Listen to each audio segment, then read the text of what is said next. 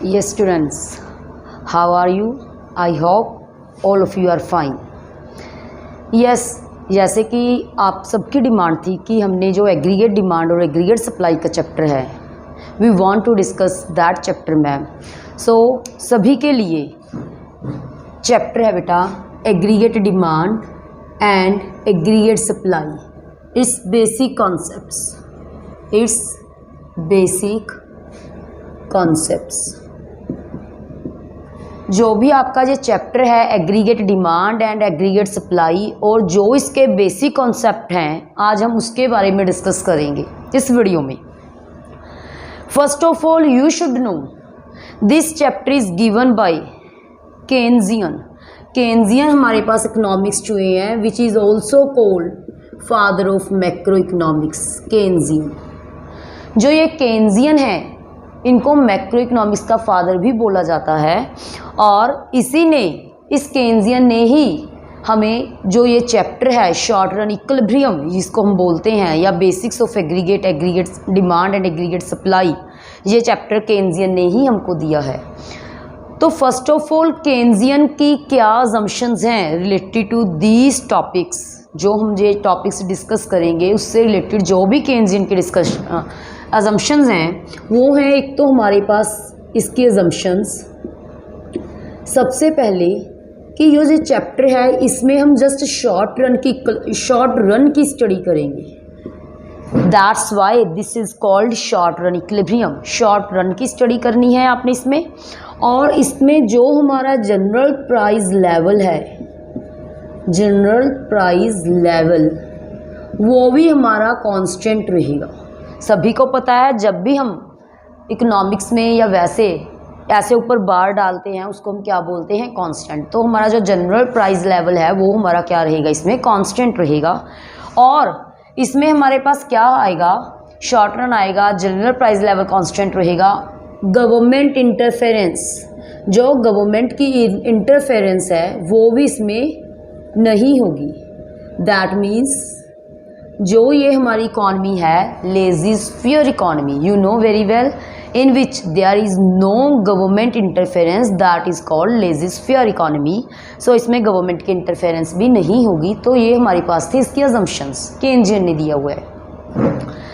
तो according to this Keynesian के according जो हमने ये चैप्टर डिस्कस करना है उसमें पहले हम डिस्कस करेंगे what is the meaning of AD and what is the meaning of as.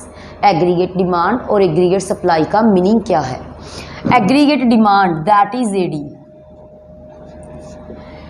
It is the total demand. किसके demand, of that goods which is produced in the economy. Only वो वाली goods जो कि हमारी economy में produce हुई हैं उन सभी की डिमांड को with in a 1 year, in a accounting year, उन सभी की डिमांड को हम क्या बोलते हैं, उसको हम बोलते हैं aggregate demand. Means total demand of goods which is produced in the economy, which is produced in the economy in an accounting year. In an accounting year means एक साल में जो हमारे पास गुड्स प्रोड्यूस हुई हैं सभी की डिमांड को आपने क्या बोलना है, एग्रीगेट डिमांड. और जो इसके कंपोनेंट्स हैं एग्रीगेट डिमांड के, हमारे पास 2 तरह की इकॉनमी होती है. एक होती है आपके पास ओपन इकॉनमी. कौन सी इकॉनमी, ओपन. और एक होती है हमारे पास क्लोज्ड इकॉनमी. जो तो हमारे पास ओपन इकॉनमी है, ओपन इकॉनमी में एग्रीगेट डिमांड के कॉन्सेप्ट्स हैं C + I + G + net exports. C का मीनिंग क्या है, C का मीनिंग है कंजम्पशन. C का मीनिंग क्या है, C का मीनिंग है consumption. I means investment, G means government expenditure और नेट एक्सपोर्ट्स. इसका मीनिंग क्या है हमारे पास, नेट एक्सपोर्ट्स. और जो क्लोज्ड इकॉनमी है, क्लोज्ड इकॉनमी में सभी को पता है कि there is a no role of government.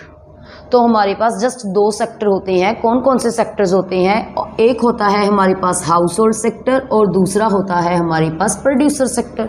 That means C + I. C means consumption which is done by the household sector as their private final consumption expenditure. जो भी उन्होंने अपना प्राइवेटली खर्चा करना है उसको हम क्या बोलते हैं, कंजम्पशन। ठीक है जी, which is done by the household sector for the satisfaction of their daily wants, you can see as their private final consumption expenditure. For example, you are paying your fee, school fees, that is called C, that is private final consumption expenditure, consumption. Investment which is done by the producer sector. Producer sector क्यों करेगा बेटा investment? For the capital formation. Producer sector क्यों करता है? Producer sector करता है for the capital formation. और जो भी प्रोड्यूसर सेक्टर इन्वेस्टमेंट करता है, there are two components of that investment. कौन कौन से कंपोनेंट्स होते हैं हमारे पास? एक होता है आपके पास MEI, एक होता है हमारे पास ROI। जो MEI है that is marginal efficiency of investment, ठीक है बेटा। और जो ROI है that is rate of interest. क्या है हमारे पास ROI? Rate of interest, MEI and ROI। अब what do you mean by MEI? देखो हमने ज़्यादा डिटेल में नहीं जाना इसके। क्यों नहीं जाना ज़्यादा डिटेल में? बिकॉज हमने जस्ट हमारे से 1 मार्क में क्वेश्चन पूछ सकते हैं कि MEI ये है हमारे पास 0.4 है, 0.7 है, तो विल प्रोड्यूसर विल इन्वेस्ट और नॉट, कि प्रोड्यूसर इन्वेस्ट करेगा या नहीं करेगा। जस्ट हमसे ये क्वेश्चन पूछा जा सकता है, इसीलिए हमने इसके डिटेल में नहीं जाना। डिटेल के लिए आपके पास बीकॉम में BA में इसके चैप्टर है बेटा, वहाँ करने हैं, जहाँ जस्ट हमने मीनिंग करेंगे। MEI का मीनिंग क्या है? Marginal efficiency of investment. Marginal efficiency of investment का मीनिंग होता है जो आपको रिटर्न्स में मिल रहा है, कि हमें रिटर्न्स में क्या मिल रहे हैं।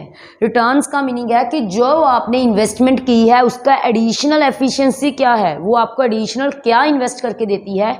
जो भी वो आपको एडिशनल इन्वेस्ट करके देगी, जो भी वो आपको एडिशनल आउटपुट देगी, उसको हम क्या बोलते हैं? MEI, marginal efficiency of investment, additional output.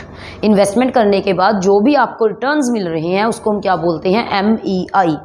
और हमारे पास है rate of interest. Rate of interest क्या होता है? सभी को पता है, वी वांट टू इन्वेस्ट। आप सभी ने इन्वेस्ट करना है। जब आप लोगों ने इन्वेस्ट करना है, let you are borrowing money from somewhere, आप किसी और से मनी को बोरो कर रहे हैं। जब आप किसी और से मनी को बोरो करोगे तो वो आपको क्या, आपसे क्या लेगा? रेट ऑफ इंटरेस्ट लेगा। ठीक है जी।